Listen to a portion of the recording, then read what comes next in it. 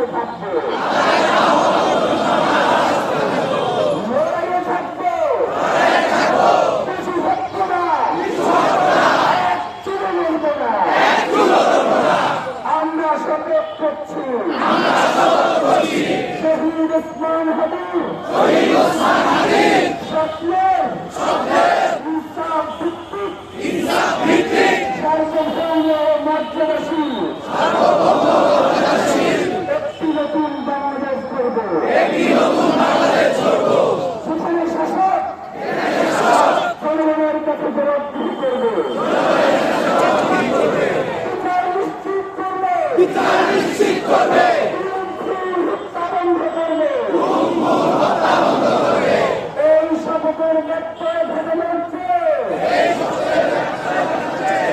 মৃত্যু আমাদের কাছে সহজ শাহাদাতের তামান্না আমরা দেখতে চাই, কারণ রক্তের উপরে দাঁড়িয়ে নিরাপত্তামানের বিশ্বাসঘাতকতা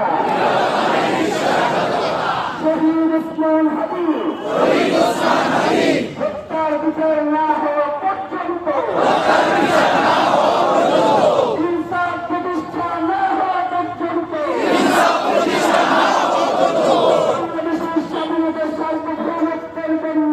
বাংলাদেশের স্বাধীনতার সার্বভৌমত্বের জন্য, ইনসাফ কায়েমের জন্য,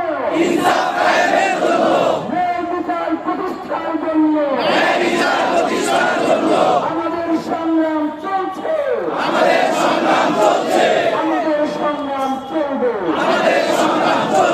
আধিপত্যবাদ বিপর্যয়, তাদের থেকে বাংলাদেশ